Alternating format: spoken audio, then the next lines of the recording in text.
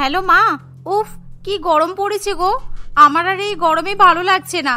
যতই আমার শ্বশুর বাড়িতে প্রত্যেকটা ঘরে এসি আর ফ্রিজ থাকুক না কেন, তবুও শ্বশুর বাড়িতে থাকলে বউদেরকে তো কাজকর্ম করতেই হয়, আর সেই কাজ করতে গিয়ে গরমে আমি মরে যাচ্ছি। হ্যাঁ রে, সত্যি ভীষণ গরম পড়েছে, কিন্তু যাই বল না কেন আমি ভাগ্যগুণী এরকম একটা বৌমা পেয়েছি। কারণ এই গরমের মধ্যে বৌমার যাতে কষ্ট না হয়, তাই ওর বাবা মা ওদের ঘরে একটা এসি লাগিয়ে দিয়েছে, আর তার সাথে সাথে আমার ঘরেও এসি বসিয়ে দিয়েছে। তাই আমরা গরমের মধ্যে বেশ আরামেই আছি। আর আমি আমার বৌমাকে দিয়ে বেশি কাজও করাচ্ছি না। দুপুরবেলা রাত্রিবেলা যখন খিদে পাচ্ছে তখন বাবাই খাবার নিয়ে আসছে, আর না হলে আমরা জল ভাত খেয়ে নিচ্ছি। বাবা, তোমাদের তো ব্যাপারই আলাদা। আমি যখন ওই বাড়িতে ছিলাম তখন বৌদির বাবা তো গরমের মধ্যে এসি দেয়নি, আর এমনকি যৌতুকেও আমাদেরকে এসি কিনে দেয়নি। আর যেই আমি না বিয়ে হয়ে শ্বশুর বাড়িতে চলে এসেছি, তখনই বৌদি নিজের বাবাকে দিয়ে নিজের আরামের জন্য সব ব্যবস্থা করে নিয়েছে। ভালোই ভালোই, সেই সুযোগে তুমি আর দাদাও তো আরাম করতে পারছো, আর আমি এদিকে শ্বশুর বাড়িতে খেটে খেটে মরছি। এভাবেই মিতা তার বৌদির প্রতি রাগে হিংসায় জ্বলতে থাকে, আর সেই সাথে সে তখনই তার মায়ের মুখের উপর ফোনটা কেটে দেয়। আর মিতা মনে মনে ফোন দিয়ে আটতে থাকে কিভাবে এই গরমের মধ্যে সে নিজের বাপের বাড়িতে গিয়ে আরাম করতে পারবে। কারণ তার শ্বশুর বাড়ি অনেক ধনী হলেও তার শাশুড়ি মা মিতাকে দিয়ে বাড়ির সমস্ত রকমের কাজকর্ম করায়, আর সেই জন্য মিতা সেখান থেকে পালিয়ে বাপের বাড়িতে চলে যেতে চায়। মা, আজকে আমার বাপের বাড়ি থেকে বৌদি ফোন করেছিল, আমাকে এক্ষুনি বাপের বাড়িতে যেতে হবে। কারণ আমার বৌদির শরীর খুব খারাপ, আর বৌদি কোনো কাজও করতে পারছে না। আমার মায়েরও তো বয়স হয়েছে, আর দাদা তো অফিসে থাকে। তাই কিছুদিন বৌদি বলল বাপের বাড়িতে গিয়ে থেকে আসতে, তাহলে আমি হাতে হাতে বৌদিকে একটু সাহায্য করে দিতে পারবো, এই আর কি। বাবা, তুমি আবার তোমার বৌদিকে হাতে হাতে সাহায্য করবে? রাত দিন তুমি তো এখানে কাজ করতে করতে নিজের বৌদিকে গালমন্দ করো। আর তুমি কি ভেবেছো আমি কিছু শুনিনি? তোমার বৌদি নাকি খারাপ। তুমি যখন বাপের বাড়িতে ছিলে তোমার বৌদি তোমার উপর হিংসা করত, আর এখন হঠাৎ করে গরমের মধ্যে বৌদির উপর দরদ উতলে পড়ছে। উফ মা, আপনিও না সবসময় আমাকে ভুল বোঝেন। বৌদি যতই আমার উপর হিংসা করুক না কেন, আমার এখন বিয়ে হয়ে গেছে, আর আমি এখন বাপের বাড়িতে গিয়ে যদি বৌদিকে সাহায্য করি তাহলে এতে খারাপ কি আছে? সুতরাং আজকে বিকেলবেলা আমি কিন্তু বাপের বাড়িতে যাচ্ছি। হ্যাঁ, তুমি তোমার বাপের বাড়িতে যাও, আর বৌদির হাতে হাতে সাহায্য করার নাম করে সুখে শান্তিতে গরমের মধ্যে আরাম করো। আর আমি এখানে সারা বাড়ির কাজ করে খেটে খেটে মরি, তাই তো? মিতা তার শাশুড়ি মায়ের কোনো কথাই পাত্তা দেয় না। সে নিজের ঘরে গিয়ে তাড়াতাড়ি করে নিজের ব্যাগপত্র গুছিয়ে ফেলে, কারণ সে মনে মনে ঠিক করে আজকে সন্ধ্যাবেলা সে তার বাপের বাড়িতে গিয়ে উঠবে। আর সন্ধ্যা হতে না হতেই রচনা দেবীর একমাত্র ছেলের বউ তনোয়ার অহংকারী ননদ মিতা বাপের বাড়িতে চলে আসে। মিতা তার বাপের বাড়ির দরজায় কলিং বেল বাজালে তনয়া তাড়াতাড়ি করে দরজা খোলে। আর মিতাকে দেখা মাত্রই তনয়া মনে মনে ভাবে, ওই যে যেটার ভয় পাচ্ছিলাম সেটাই হলো। নিশ্চয়ই আমার শাশুড়ি মা মেয়ের সঙ্গে গল্প করেছে যে আমার বাবা ওনার ঘরে আর আমাদের ঘরে এসি বসিয়ে দিয়েছে, সেই জন্য আমার ননদ এখন আমার ঘাড়ের উপর বসে আরাম করতে চলে এসেছে। কত কষ্ট করে এটাকে বিয়ে দিয়ে বিদায় করেছিলাম, কিন্তু এখনো ঘাট থেকে নামছে না কেন কি জানি। এভাবেই তনয়া মনে মনে তার ননদকে গালমন্দ করছে। এমন সময় মিতা ঘরের মধ্যে ঢুকে আসে, আর ঘরের মধ্যে ঢোকার সময় সে চৌকাঠে হোঁচট খেয়ে একটু হুমড়ি খেয়ে পড়ে যায়। বাবারে বাবা, এমন গালমন্দ করছো বৌদি! আমি বাড়িতে ঢোকার সঙ্গে সঙ্গেই হোঁচট খেয়ে পড়ে গেলাম। নিজের বাপের বাড়িতে আসবো, তাতেও আবার তোমার গালমন্দ সহ্য করতে হবে? হ্যাঁ, আমার আর ভালো লাগে না এসব। তুমি আমাকে ভুল ভাবছো মিতা, আমি তোমাকে গালমন্দ করিনি। আর তোমার যখন বিয়ে হয়ে গেছে তাই তুমি তোমার বাপের বাড়িতে আসতেই পারো, কারণ তুমি এখন আমাদের বাড়ির অতিথি। তোমার সেবা করা আমাদের ধর্ম। তাই চলো, সাবধানে ভেতরে চলো।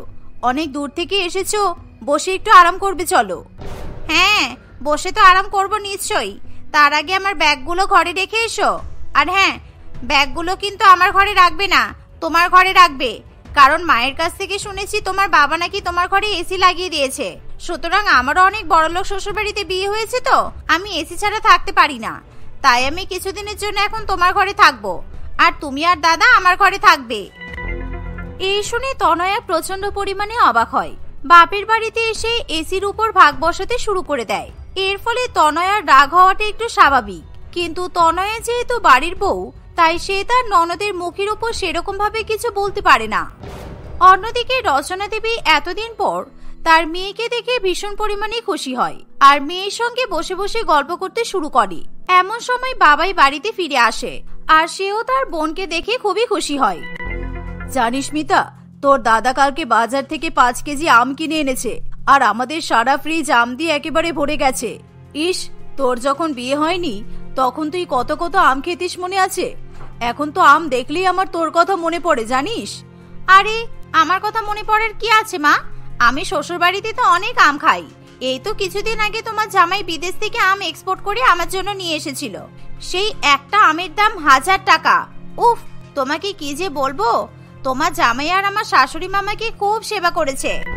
সত্যি বোন, তুই ভাগ্য করে একটা শ্বশুর বাড়ি পেয়েছিস, আর তুই যে এত সুখী আছিস জানতে পেরে আমিও খুব খুশি হয়েছি। কিন্তু দেখ, আমি তোকে তো আর 1000 টাকা দামের আম খাওয়াতে পারবো না, তাই তুই আমার কাছ থেকে 100 টাকা দামের আম খেয়ে খুশি হ।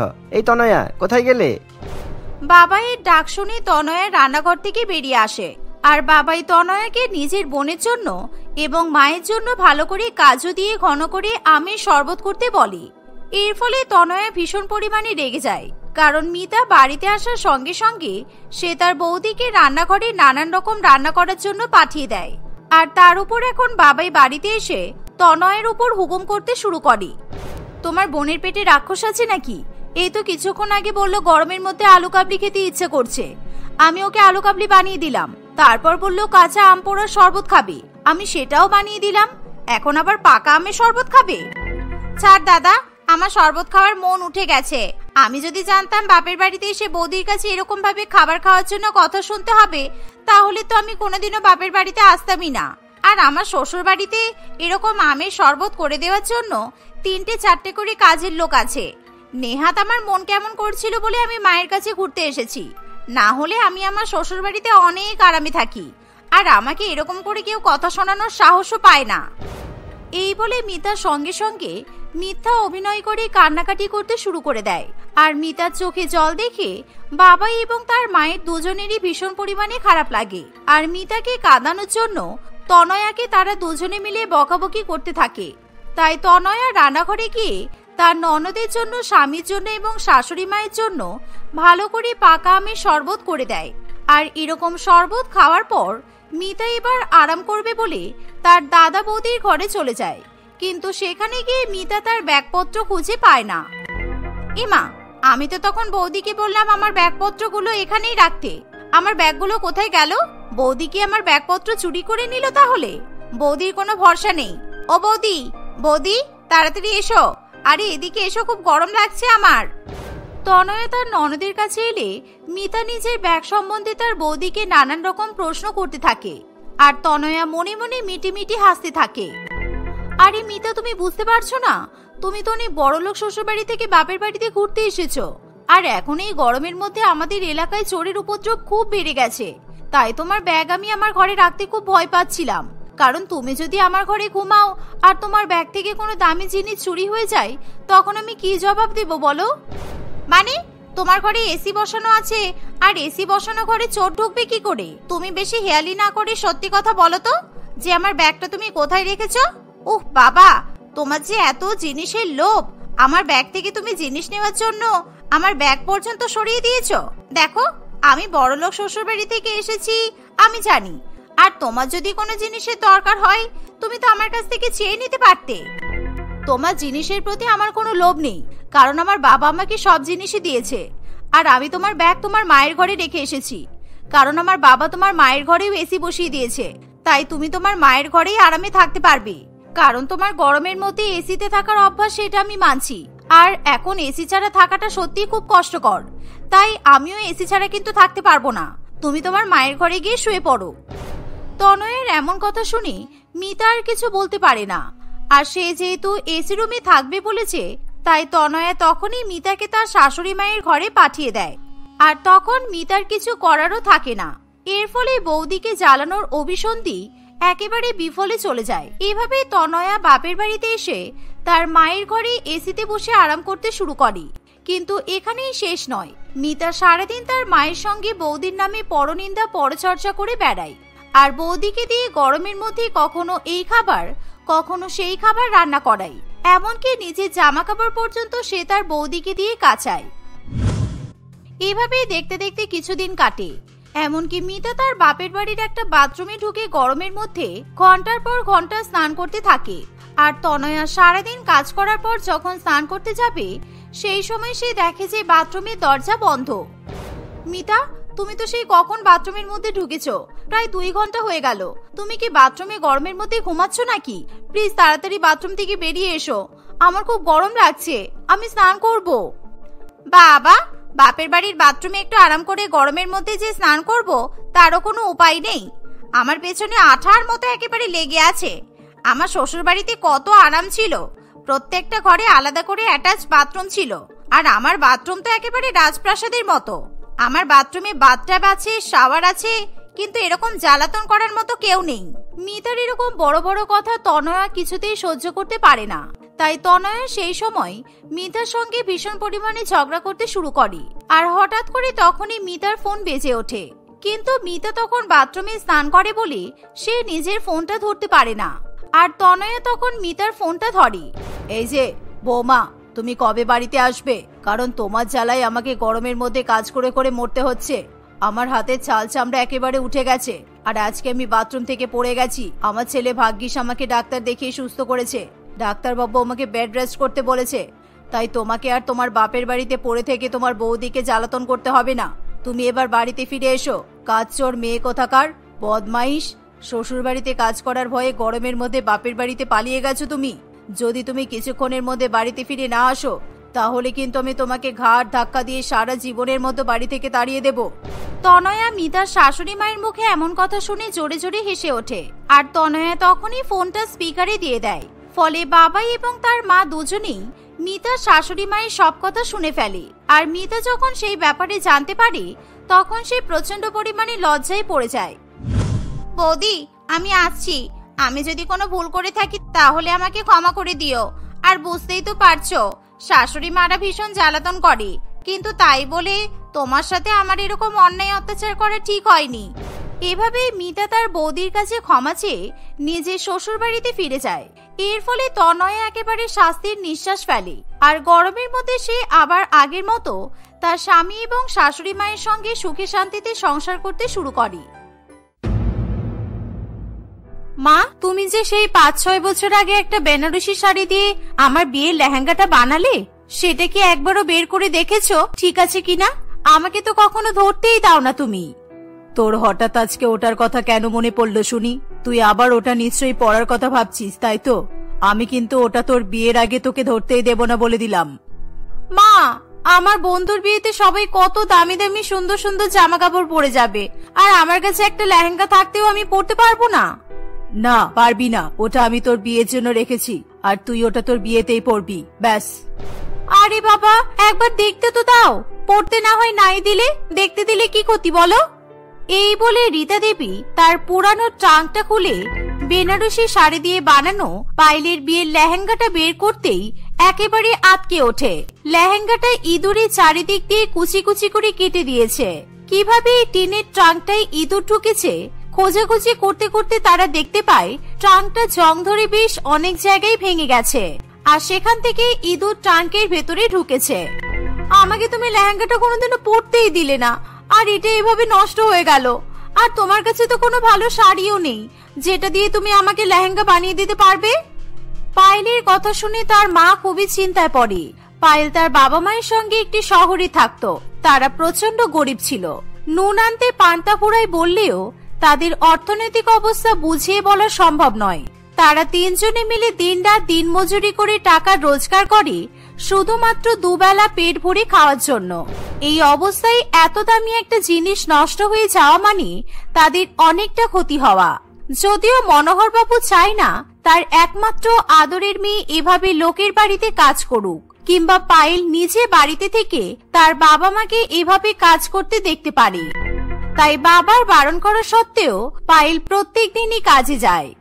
কবে থেকে বলছি তুই এসব কাজ ছেড়ে দে? তুই আমার তো কোনো কথাই শুনছিস না। তোর বিয়ের বয়স হয়ে গেছে। এখন আমাদের প্রধান লক্ষ্য তোর বিয়ে দিয়ে তোকে ভালো শ্বশুর বাড়িতে পাঠানো। আর ছেলের বাড়ির লোকজন যদি জানতে পারে যে মেয়ে এইভাবে লোকের বাড়িতে কাজ করে দিনমজুরি করে, তাহলে কি আমরা তোর বিয়ে দিতে পারবো? এমন ছেলের সঙ্গে তুমি আমার বিয়ে দেবেই বা কেন, যে কিছু না বুঝে, আমার পরিস্থিতি না বুঝে আমাকে ছোট করবে? ঝগড়া করাটা তো মায়ের থেকে ভালোই শিখে গেছিস, আবার মুখে মুখে তর্ক করতেও এখন তোর একটুও বাজছে না। এই মাসেই তোর বাড়ির বাইরে কাজ করার শেষ দিন, নতুন বছর থেকে আমি একদম এসব মানবো না বলে দিলাম। তাহলে আমি বাড়িতে থেকে করবোটা কি? তুমি আর মা দুজনেই তো বেরিয়ে যাও, না আছে বাড়িতে টিভি আর না আছে আমার পাড়ার কোনো বন্ধু বান্ধব। আমি একা একা কি করব বাবা? কাজে গেলে তাও তো কিছুটা টাকা বাড়িতে আসবে। আমি তোকে সেলাইয়ের জিনিস এনে দেবো, তুই সেলাই করবি। মেয়েরা সেলাই টেলাই জানলে ছেলের বাড়ির লোকজনদের একটু বেশি পছন্দ হয়, বুঝেছিস তো? তাদের অবস্থা শোচনীয় হলেও মনোহর বাবু কিছুতেই তার একমাত্র মেয়েকে লোকের বাড়িতে কাজ করতে দিতে রাজি হয় না। সে সেই দিনই বাড়ি ফেরার সময় পায়েলের জন্য বেশ কয়েক গোলা উল কিনে নিয়ে আসে। পায়েল উল দেখে প্রচন্ড পরিমাণে খুশি হয়। সে উল দিয়ে কাজ করার জন্য প্রচন্ড উৎসাহিত হয়ে পড়ে, কিন্তু কিসে এবং কিভাবে সে এই উলগুলো কাজে লাগাবে কিছুতেই বুঝে উঠতে পারে না। সেলাই করার কিছু না পেয়ে এমন সময় তার মা রীতা দেবী তাকে একটা বস্তা এনে দেয়। এই বস্তাটাকে উল দিয়ে সুন্দর করে সাজা, বুঝলি? সুন্দর করে সেলাই করবি, আর কয়েকদিনেই শীত পড়ে যাবে। এই বস্তাটা পুরো উল দিয়ে সুন্দরভাবে ভরে ফেলতে পারলে তুই কিন্তু এটা শীতকালে চাদর হিসেবেও কাজে লাগাতে পারবি। ঠিক বলেছ মা, খুব সুন্দর দেখতে লাগবে। আর বস্তা তো খুব গরম হয়, তুমি একদম চিন্তা করো না, আমি সুন্দর করে বস্তাটা দিয়ে একটা গায়ে দেওয়া চাদর বানিয়ে ফেলবো। তারা দুজনে মিলে কথা বলছে এমন সময় সেখানে মনোহর বাবু চলে আসে। মনোহর বাবুকে দেখে বেশ খুশি খুশি বলে মনে হয়, তাই তারা মা মেয়ে দুজনেই খুবই আগ্রহের সঙ্গে মনোহর বাবুকে তার খুশির কারণ জিজ্ঞাসা করে। কিছুক্ষণ আগে আমার বন্ধুর স্ত্রী কল্পনার সাথে দেখা করে এলাম। ওদের একটাই ছেলে, তোমরা তো জানোই। ওরা ওদের ছেলের জন্য মেয়ে খুঁজছে। আমি চাই আমাদের পায়েলের সাথে সৌরভের বিয়েটা দিয়ে দিতে। আমাদের মেয়েটা তো এই বাড়িতে থেকে এত কষ্ট করলো, আবার ওকে বিয়ে দিয়ে গরিব ঘরেই পাঠাচ্ছ? আমাদের মেয়েটা কি সারা জীবন আমাদের মতো এভাবে কষ্ট করেই কাটাবে? দিনমজুরের মেয়ে মুদিখানার দোকান আছে এমন বাড়িতে যেতে পারছে, এটা ওর কত বড় সৌভাগ্য বলো তো। বিয়ের পরেও তো ওই দোকানের মালিকও হবে, এখানে থাকলে কি আর সেসব হবে? ওই মুদিখানার দোকান কত চলে সেটা আমার ভালো করে জানা আছে। যাই হোক, বিয়ের কথা ওরা কি বললো সেসব আমাকে বলো। ওদের কিচ্ছু চাহিদা নেই, ওরা শুধু মেয়েকে একটা দামি লেহেঙ্গা পরিয়ে পাঠাতে বলেছে, যাতে ওদের আত্মীয় স্বজনের সামনে ওদের ছোট না হতে হয়, আর গহনা যা কিছু আছে তাই দিতে হবে। আমার বিয়ের একটা দুটো গহনা এখনো ভালো আছে, সেটা আমি ওকে দিয়ে দিতে পারবো, কিন্তু একটা ভালো লেহেঙ্গা দিতে গেলে অনেক টাকা খরচ হবে। একটা জামার পিছনে এত টাকা খরচা করলে বিয়ে বাড়িতে আসা লোকজনদের কিভাবে খাওয়াবো? শোনো, আমার বিয়ের লেহেঙ্গা আমি বানিয়ে নেব। এত ভালো লেহেঙ্গা বানাবো যেটা কেউ কোনোদিনও আশাই করতে পারবে না, তোমরা দেখে নিও। এই বলে পায়েল সেখান থেকে চলে যায়। সে বস্তা দিয়ে তার বিয়ের লেহেঙ্গা বানানোর জন্য চারিদিকে খোঁজ করতে শুরু করে, কিন্তু তার প্রয়োজন মতো বড় বস্তা সে কোথাও খুঁজে পায় না। খুঁজতে খুঁজতে সে প্রায় তার বাড়ি থেকে কয়েক কিলোমিটার দূরে চলে যায়। সেখানে গিয়ে একটা বস্তা তৈরির কারখানার আশেপাশে সে অনেকক্ষণ ধরে ঘুরঘুর করতে থাকে। সেই কারখানার মালিকের মেয়ে সেদিন কারখানায় উপস্থিত ছিল। এরকম সন্দেহজনকভাবে একজনকে তাদের কারখানার চারিদিকে ঘুরতে দেখে সেই মেয়েটি বড্ড পরিমাণে অবাক হয়। মেয়েটির বয়স পায়েলের মতোই ছিল। ওই মেয়েটি পায়েলের কাছে এসে বলে, কি ব্যাপার, আপনি এভাবে কারখানার আশেপাশে ঘুরঘুর করছেন কেন? কি চাই আপনার? আপনার সাথে আর কে আছে? কি হলো বলুন? আমার সাথে কেউ নেই, আর আমি আপনাদের কারো কোনো ক্ষতি করতে আসিনি। আমার কয়েকটা বস্তা লাগবে, পুরানো হলেও চলবে, তবে একটু বড় বস্তা লাগবে। তাহলে কারখানা পর্যন্ত এসে কারখানার বাইরে বাইরে ঘুরঘুর করছেন কেন? ভেতরে এসে বলতেন, এরকম বড় বস্তা তো আমাদের কারখানায় বানানো হয়। আসুন, ভেতরে এসে কিনে নিয়ে যান।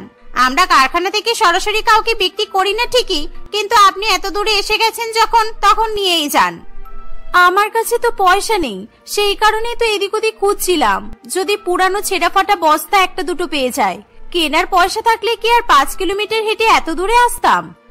আপনি 5 কিলোমিটার দূর থেকে এসেছেন?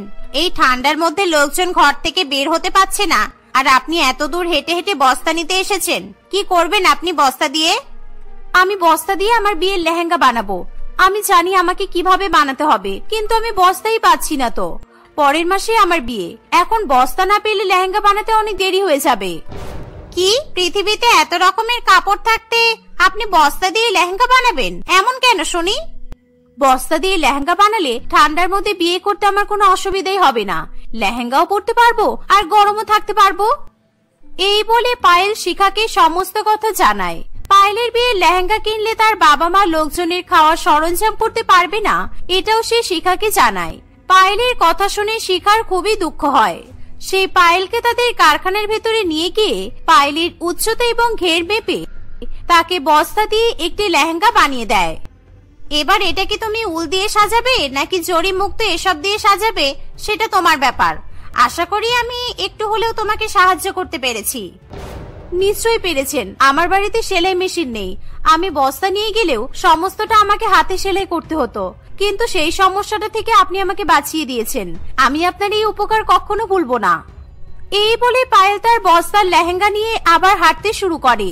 কয়েক ঘন্টা পরে সে তার বাড়িতে চলে আসে এবং তার বাবার এনে দেওয়া উলগুলো দিয়ে সঙ্গে সঙ্গে ওই বস্তার লেহেঙ্গার উপর সেলাই করতে বসে পড়ে। উল দিয়ে সেই বস্তার উপরে সে নানান রকমের কলকা, নানান রকমের আকৃতি এসব বানাতে থাকে। কয়েকদিনের মধ্যেই উলের কলকা এবং নানান রকম আকার আকৃতি দিয়ে পায়েল তার বস্তার লেহেঙ্গাটাও একেবারে ভরিয়ে তোলে। সে উল এবং শিখার থেকে নিয়ে আসা বেশ কিছু বস্তার টুকরো দিয়ে লেহেঙ্গার উপরে পরার জন্য ব্লাউজ এবং লেহেঙ্গার ওড়নাটাও বানিয়ে ফেলে। তুই সত্যি এই পুরোটা বস্তা দিয়ে বানিয়েছিস? আমার তো একেবারে বিশ্বাসই হচ্ছে না। এত সুন্দর জিনিস আমি সত্যি কোনোদিনও দেখিনি।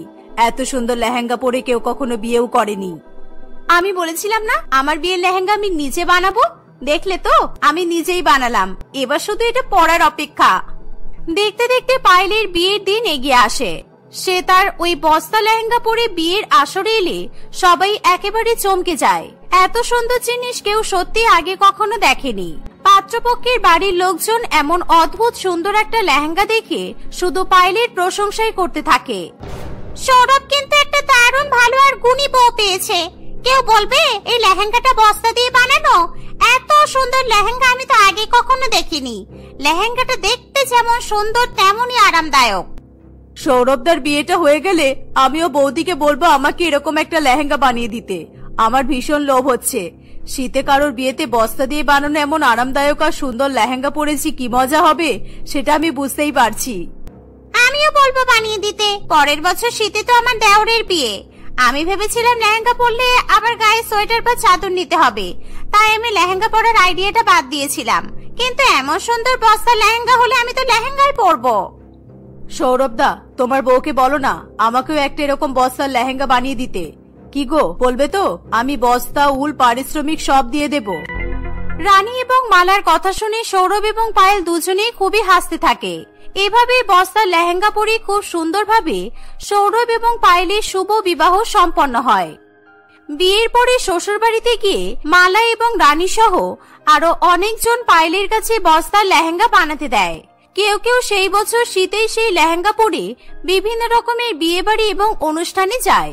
ধীরে ধীরে মাত্র 1 বছরের মধ্যে পায়েলের বস্তা লেহেঙ্গা প্রচন্ড জনপ্রিয় হয়ে যায়। চারিদিক থেকে লোকজন তার কাছ থেকে বস্তা লেহেঙ্গা বানাতে আসে। তার বেশ ভালো ইনকামও হয়। এমনই একদিন সে নিজের ঘরে বসে বস্তা লেহেঙ্গা বানাচ্ছে, এমন সময় স্যুট বুট পরা এক ভদ্রলোক তাদের বাড়ির ভেতরে ঢুকে আসে। আপনাকে তো ঠিক চিনতে পারলাম না। আপনি কি সৌরভের সঙ্গে দেখা করতে এসেছেন? ও তো বাড়িতে নেই। আপনাকে কিন্তু একটু অপেক্ষা করতে হবে। আমি আপনাদের সাথে দেখা করতে এসেছি। আপনি পায়েল তো? আপনার বস্তা লেহেঙ্গা সারা শহর জুড়ে এত বিক্রি হচ্ছে যে আমার সাধারণ লেহেঙ্গার কেউই কিনছে না। সারা বছর আমার লেহেঙ্গা যত বিক্রি হয়েছে শীতে তার 10% বিক্রি হচ্ছে না। আসলে বস্তার লেহেঙ্গা অনেক মোটা হওয়ায় ঠান্ডায় অনেক আরাম পাওয়া যায়। আমি প্রথম আমার নিজের বিয়ের জন্য বস্তা লেহেঙ্গাই বানিয়েছিলাম। সেখান থেকে যে এটা এতটা জনপ্রিয় হয়ে যাবে আমি ভাবতেও পারিনি। সেই কারণে আমি আপনার কাছে এসেছি। এই বছরের শীত তো চলেই গেছে। পরের বছর শীতের আগে আবার কম করে 50টাই বস্তা লেহেঙ্গা চাই। প্রত্যেকটা লেহেঙ্গার জন্য আমি আপনাকে 5,000 টাকা করে দেবো, অর্থাৎ পুরো 2.5 লক্ষ টাকার প্রজেক্ট। আর আমি আপনাকে এখন 1 লক্ষ টাকা অ্যাডভান্স দিয়ে যাচ্ছি। আপনি কাজ শুরু করে দিন। কি করবেন তো? সমরেশ বাবুর কথা শুনে পায়েল প্রচন্ড পরিমাণে খুশি হয়। সে সঙ্গে সঙ্গে সমরেশ বাবুর অফারে রাজি হয়ে যায়। পরের দিনে 25,000 টাকা নিয়ে সে শিখার বস্তা তৈরির কারখানাতে চলে যায়। সে 25,000 টাকা শিখার হাতে দিতেই শিখা হাউ হাউ করে কাঁদতে থাকে। মাত্র 20,000 টাকার জন্য আজকে আমার কারখানায় হয়তো তালা পড়ে যেত। মহাজনের কাছ থেকে টাকা ধার নিয়ে টাকা শোধ করতে পারিনি বলে উনি আমার কারখানা বাজেয়াপ্ত করবেন বলেছিলেন। তুমি আমাকে বাঁচিয়ে দিলে। একদিন আপনি আমাকে বাঁচিয়ে দিয়েছিলেন, তাই আমি আপনার সেই ঋণটা শোধ করলাম মাত্র। শিখার কাছ থেকে বস্তার লেহেঙ্গা বানিয়ে পায়েল উল দিয়ে সেলাই করা শুরু করে দেয়। দেখতে দেখতে শীতের আগেই তার 50টা বস্তার লেহেঙ্গা তৈরি হয়ে যায়। সে বাকি 1.5 লক্ষ টাকা হাতে হাতে পেয়ে যায়। তারপর থেকে পায়েলকে আর কখনো ফিরে তাকাতে হয়নি। তার কারণেই তার বাবা মা দুজনেই অত্যন্ত সুখের সঙ্গে জীবনযাপন করতে পারে। সৌরভের ব্যবসাও আরো উন্নত হয় এবং শিখার কারখানাও বেশ ভালোভাবেই চলতে থাকে।